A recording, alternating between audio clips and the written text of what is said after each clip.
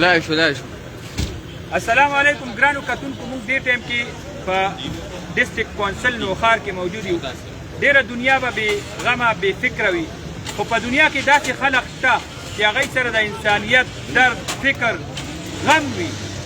دې ټایم کې موږ سره د پېښور څه مېلمانه دي او میډم چې ټوله دنیا دې ټایم کې د هغوی ته پرزوینې کوي، د مینې او محبت اظهار ورسره کوي او د هغوی په مړانه باندې فخر کوي.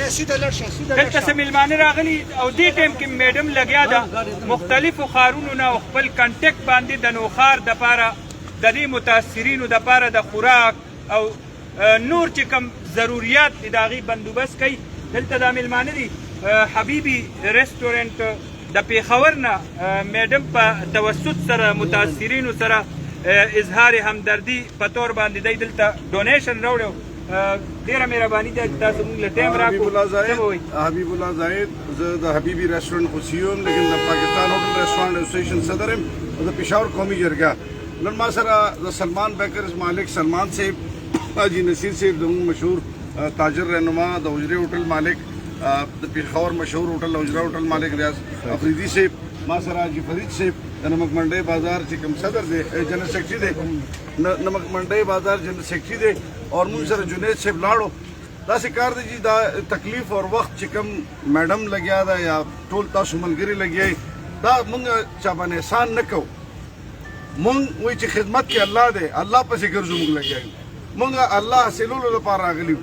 موږ د چا باندې احسان نشته، نه میډم باندې نه تاسو باندې. موږ دا زموږ فرض و، دا زموږ پښتانه وروڼه دي، خویندې میندې دي. نه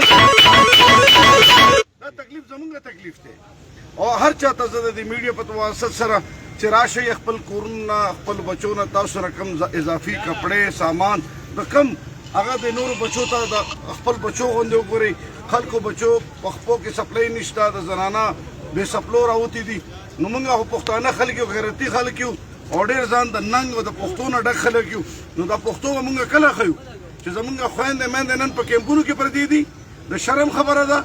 او زما چې کومه امیره طبقه ده دا هغه خلک چې هغه اربپتیان کروڑپتیان دي، د هغې نن سره احساس نشته. نو موږ ته ټولو ته پکار دا دی چې موږ په دې موقع باندې د خپل انتظامیه سره او زه ټولو ته خواست هم کوم چې ډېر NGO پسې ونه ګرځېږئ. تاسو چې څومره سامان وي حقدار ته شی رسوئ، نو ایډمنسټریشن سره ته رابطه کوئ چې هغوی هغه سامان صحیح ځایونو ته لاړ شي. بعض سامان خلکو کورونو ته روان دی، خلک غلط ځایونو ته روان دی.